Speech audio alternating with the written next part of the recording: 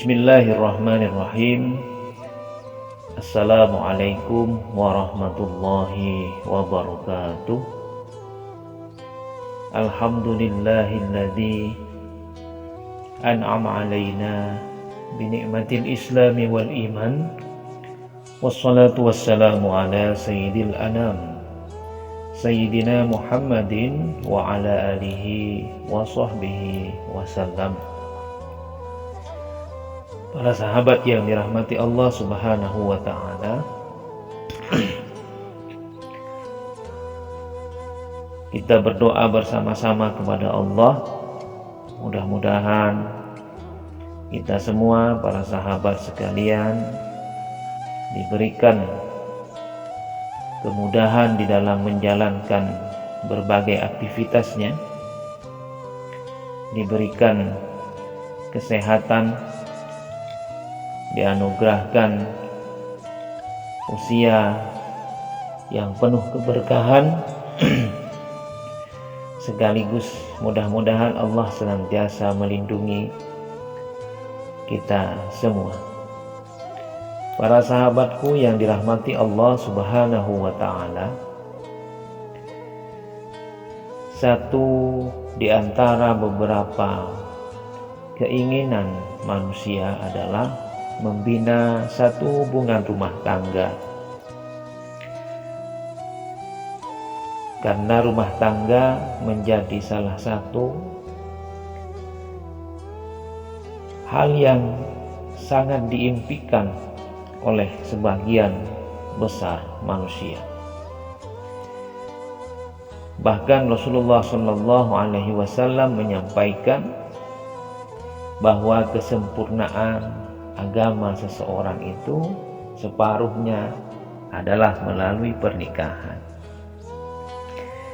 Menikah menjadi salah satu ibadah yang dianjurkan dalam Islam dan juga menjadi sunnah yang sudah dicontohkan oleh baginda Rasulullah Sallallahu Alaihi Wasallam. Ada banyak sekali anjuran menikah, baik itu yang dicantumkan di dalam ayat-ayat Allah dalam Al-Quran maupun yang disampaikan oleh baginda Rasulullah Sallallahu Alaihi Wasallam. Dalam surat Az-Zariyat ayat 49 misalnya, Allah sampaikan, wa min kulli syai'in khalaqna zawjaini la'allakum tadhakkarun. Dan segala sesuatu kami ciptakan berpasang-pasangan supaya kamu mengingat kebesaran Allah. Pun dalam surat An-Nisa disampaikan, ya ayyuhan nasu taqu rabbakumul ladzi khalaqakum min nafsin wahidah wa khalaqa minha zawjaha wa bassa minhuma rijalan katsiran wa nisaa'a wattaqullaha alladzi tasaaluna bihi wal arham innallaha kana 'alaikum raqiba. Hai manusia, bertakwalah kepada Tuhanmu yang menciptakan kamu dari satu jiwa, dan darinya Dia menciptakan jodohnya dan mengembangbiakkan dari keduanya banyak laki-laki dan perempuan. Dan bertakwalah kepada Allah yang dengan namanya kamu saling bertanya, terutama mengenai hubungan tali kekerabatan. Sesungguhnya Allah Subhanahu wa ta'ala adalah pengawas atas kamu. Saudaraku dan sahabat yang dirahmati Allah Subhanahu wa ta'ala, ditegaskan juga dalam surat Ar-Rum misalnya, wa min ayatihi an khalaqalakum min anfusikum azwaja ila akhir ayat. Dan di antara tanda-tanda kebesaran Allah ialah menciptakan pasangan dari jenismu sendiri. Para sahabat yang dirahmati Allah Subhanahu wa ta'ala, berkait dengan masalah jodoh, orang harus paham tanda-tanda jodoh kita itu sudah dekat. Dalam Islam kita diajarkan banyak hal. Jodoh ini sesuatu yang misteri. Makanya kita itu tidak pernah tahu dengan siapa dan kapan datangnya jodoh tersebut. Hanya Allah Subhanahu wa Ta'ala yang mengatur, dan Allah Subhanahu wa Ta'ala yang berkehendak. Maka dari itu, sahabatku yang dirahmati Allah Subhanahu wa Ta'ala, di dalam Islam ada tanda-tanda petunjuk jodoh dari Allah. Di antara tanda-tanda tersebut antara lain, yang pertama, punya firasat di saat kita mengenal calon pasangan. Dalam hati yang paling dalam, calon pasangan ini biasanya akan kita rasakan ada semacam kekuatan spiritual yang mendorong kita untuk dapat memastikan bahwa ini adalah orang yang tepat. Jadi timbul yang pertama itu ada firasat dalam hati, orang ini sepertinya cocok. Lalu kita lakukanlah istikharah sebagai seorang muslim untuk memastikan hal tersebut. Biar Allah yang menentukan, kita memohon kepada Allah.